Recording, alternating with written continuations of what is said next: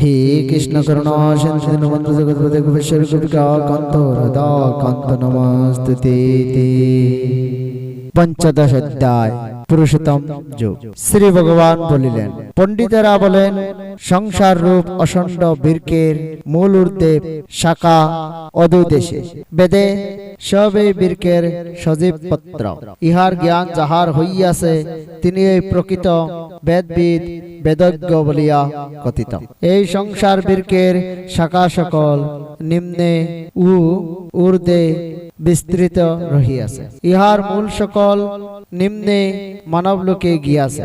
এই সংসারের প্রকৃত রূপ বুঝা যায় না। ইহার আদি অন্ত মধ্য স্থিতি কিছুই বুঝা যায় না। যে সব জ্ঞানীজন অনাসক্তি রূপ ধীর অস্ত্রাঘাতে এই বিশ্ব অষণ্ড বৃক্ষের মূল চেতন করিয়া ব্রহ্মকে জানিতে পারেন, তাহাদের আর ফিরিয়া আসতে হয় না। যিনি সকল প্রবৃত্তির উচ্চ, সেই পরম পদে মন সমর্পণ করেন। যাহাদের অভিমান ও মোহ গত হইয়াছে, যাহারা আসক্তি জয় করিয়াছেন, যাহারা আত্মজ্ঞানময় হইয়াছেন, যাহারা মন হইতে সর্বকামনা দূর করিয়াছেন, যাহারা সুখ দুঃখ শীত গ্রীষ্মরূপ দণ্ড হইতে বিমুক্ত, তাহারাই নিত্য পরম পদ লাভ করিয়া থাকেন। সূর্য চন্দ্র অগ্নি যাহা প্রকাশে অসমর্থ, যে স্থানে আশ্রয় লইলে জীব আর ফিরিয়া আসে না, সেই স্থানেই হইল আমার পরম ধাম। এই জীবলোক আমারই অংশ। প্রলয়কালে জীবাত্মা মন ও ইন্দ্রিয় সকলকে লইয়া প্রকৃতিতে অবস্থিত হইয়া আবার সংসারে আসিয়া ভোগে লিপ্ত হয়।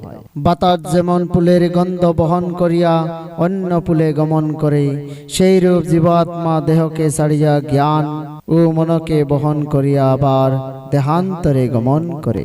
জীবাত্মা কর্ণ চক্ষু নাসিকা জিহ্বা স্তক এই পাঁচটি ইন্দ্রিয় আশ্রয় করিয়া মনের দ্বারা বিষয় ভোগ করে। দেহান্তরগামী বা দেহস্থিত আত্মাকে বিমূর্গণ দেখিতে পায় না। জ্ঞানীরা জ্ঞান চক্ষে সবই দেখিতে পান। জ্ঞানে যোগীরা জীবাত্মাকে এই দেহে দেখিতে পান, কিন্তু আত্মজ্ঞান যে মূঢ়েরা না জানে, তাহারা শত চেষ্টা করিলেও ইহাদের দেখিতে পায় না। সূর্য চন্দ্র ও অগ্নির যে তেজ জগতে প্রকাশিত, সেই তেজ আমারই জানিও। আমি আপন শক্তিকে পৃথিবীতে প্রবেশ করাইয়া সর্বভূতকে ধারণ করিয়া থাকি, এবং রসময় চন্দ্ররূপী সকল ঔষধি পুষ্ট করিয়া থাকি।